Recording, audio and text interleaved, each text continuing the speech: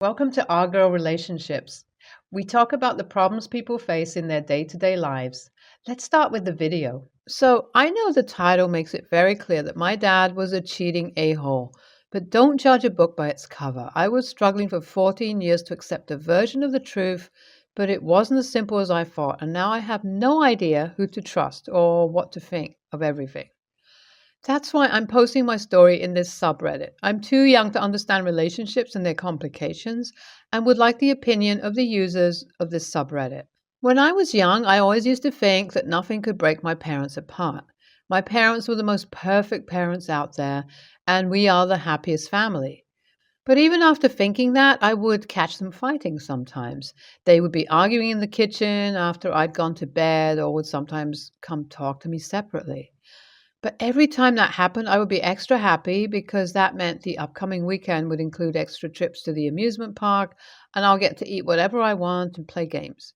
Now that I've grown up, it's easy to realize that it was all because they felt guilty for exposing me to those arguments.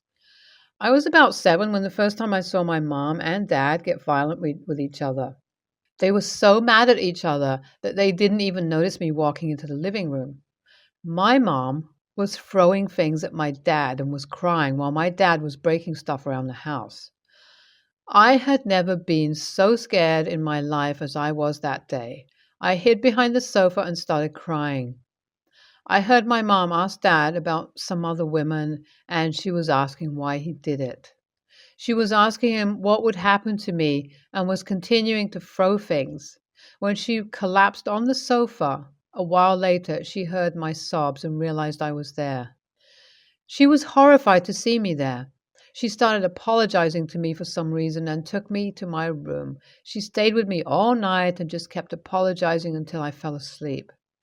Next morning, nobody mentioned anything and things were going about just as any other morning. But I did notice my dad was missing. When I asked my mom where dad was, she told me that dad had gone away for a while and I won't be able to meet him for a while. I just quietly accepted whatever she said because I didn't want her to get upset like the night before. As I grew up and she kept running out of excuses, she finally told me that dad had left to live with another woman and I won't ever see him again. I didn't know what I could do in that situation and had no choice but to accept that fact. Now, 14 years later, last month, my dad suddenly texted me on Facebook.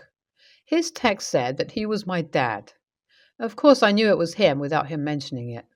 I had been keeping a tab on him for a few years now. Many times I tried to just get some answers by meeting him, but every time I lost my nerve. His text continued to talk about how he wants to see me and catch up. Right. Catch up, just so casually with a child he walked out on all these years ago. But I was really curious about what he had to say. I also had a lot of questions since my mom refused to talk about him. I wanted to know why he didn't at least stay in contact with me after his divorce. Why didn't he try to have a relationship with his son, even if he couldn't have a relationship with my mom? I ignored the text for about a week as I was deciding if I really want to hear him out. For all I knew, he was an a-hole who cheated on Mom and left us to go live with another woman. But something pushed me to meet him at least once. If nothing else, at least I'll be able to close this chapter forever. So I sent him a text on Messenger asking him to meet me at a cafe near my college campus. His reply was pretty fast and we decided to meet that weekend. I didn't know what to expect, but the things he told me was something I wouldn't have thought in a million years. When we finally met, he looked very awkward. He was looking at me strangely until I asked him what's wrong. He told me I resemble his young self awfully a lot. That made me extremely angry and I was about to leave, thinking it was a bad idea to meet him. But he told me to just calm down because he isn't really the man I think he is. I told him if he means that he isn't a man who cheated on his wife and left his 7-year-old son to grow up without a father, then he'd have a hard time convincing me. He said that he realizes how things looked from my perspective, but not everything is as simple as I thought. He told me that he didn't leave him willingly, but that my mom kicked him out of the house. He told me that even after he left, he tried contacting me, but my mom fought for custody and was able to get sole custody. He wasn't legally allowed to meet me until I was an adult. I told him I don't believe in a cheater. He just laughed, saying that he isn't the only one who cheated. The relationship he had with my mother was doomed from the beginning because within a year of their marriage, my mom had an affair. But it wasn't a long one, and it ended before he could confront her. He was going to divorce her then, but she became pregnant with me before that could happen, and he decided to stick it out for me. But years down the line, he met someone he fell in love with, and when he told my mom, they had a huge argument. My mom was so furious that it was clear she wouldn't agree to be mutually separated. The result was that I had to grow up without a father. He told me all these things and expected me to do what? Suddenly accept him as part of my life? I was so confused and shocked that I just left the cafe without saying much. I haven't been able to bring myself to ask my mother the truth. My whole life I believed my father was the real a-hole here. But now that he's told me these things, what does it make him? Not an a-hole? What about my mom? I'm extremely confused right now and don't know what I'm going to do. I'll leave an update once I decide to do something. For a whole month after meeting my father, I wasn't able to focus on anything. My studies were starting to suffer and I even missed a lot of classes. The questions in my head from the time I met him was so distracting that I holed up in my room and didn't even come out for meals. I finally decided to do something about everything and fix this thing once and for all. That's why I gave my mom a call and asked her if I could come home for the weekend since there were things I needed to discuss with her. She sounded surprised, but told me that of course I could visit her. I'll be leaving for home this weekend. I really hope that meeting her and getting some answers would put my mind at ease. I finally met my mom, the person who raised me and cared for me all these years, and here I was visiting her to ask her if she's the one responsible for all the issues I had in my life. I loved her so much that I didn't want to put her in such a difficult spot, but I had to get the truth one way or the other. So I finally gathered all my courage and brought up Dad in the middle of our conversation. She instantly flinched and sat up straight. Her expression was clearly saying that the topic wasn't a welcomed one, but I had no choice other than pushing through. I told her that I met Dad last month, and he told me a lot of things that didn't sound right. I told her that he said she was the one who stopped him from seeing me and didn't allow him to contact me in any way. I asked her whether this was the truth because I had grown up believing Dad was a cheater and an a-hole who left me and my mom on his own accord, and if for some reason it turns out I've been blaming him for something he wasn't even responsible for, I don't think I'll be able to handle it. I told her that I actually found Dad on social media a long while ago, but never contacted him for her sake, and if it turns out she lied to me all these years, I won't be able to control myself and might do something I'll regret. I desperately wanted her to deny everything my dad had told me, but she was just quiet. She stayed silent for a long while, and when it seemed like she wouldn't say anything, I just said one last thing to her. I told her that I'm an adult now, and that man is my father. It's my right to know about him. I asked her to just talk about him once and answer my questions because my situation is so worse that it's affecting my studies. She finally replied to me. She said that everything my dad had told me was true. I couldn't believe her. All this while I blamed him for neglecting me when it was my mom who stopped me from having a relationship with my father. I was getting very angry, and that's why all I said to her was that I don't blame her for hating my father or for not wanting a man who hurt her to be in her life, but I do blame her for not being able to put aside her feelings so that her son could have a fatherly relationship. All that managed to do was give me a strained relation with both my parents now. I went into my room after that and the next day came back to my college. I don't think I'll be ready to confront my feelings anytime soon. But for now, all I can do is just accept the truth and try to separate my past with my present and future. NTA. Often it's seen that parents make the wrong decision for their child. All I'm going to say here is that your mother did the best she could while taking care of herself too. So it's better to try and understand her perspective too. NAH. I don't think anybody is an a-hole here. Things don't always work out the way we want, and relationships are delicate, complicated things. It's better to not think too much about the past and decide what you want to do in the future. I'm a 23-year-old female, and my sister-in-law, 23, is having a baby a few days after my school lets out for a 6-week break. A few months ago, I agreed to help watch her toddler while she's having the baby, with the help of my mother, who helped with sister-in-law's first child, and youngest sibling, who first child absolutely adores. Last month, I went to see my OB and was told the best solution to a medical condition that has caused me immense pain for a decade now, think being bedridden for 3+ days each month, and then in slightly less pain for another week, is a hysterectomy. I will likely have to have the full 6 to 8 in abdominal incision, which takes at minimum 4 weeks to heal, but usually takes a full 6 weeks. Also, I won't be able to drive until I'm healed, and school is an hour commute each way. I can zoom into class, but can't make up work, which has required hours for me to graduate. I am out of school for a total of 6 weeks, so it would be in my best interest to schedule the surgery as soon as I get out of school so that I won't have to miss my internship or classes. However, when I told sister-in-law about it and how I would likely be unable to do all of the watching of her child alone, I could supervise my siblings, just can't do the heavy lifting of childcare.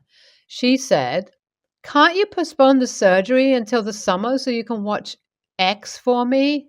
She asked this even though she knows just how much pain I'm in and how that would cause me to miss even more school and work than I already will before surgery due to pain.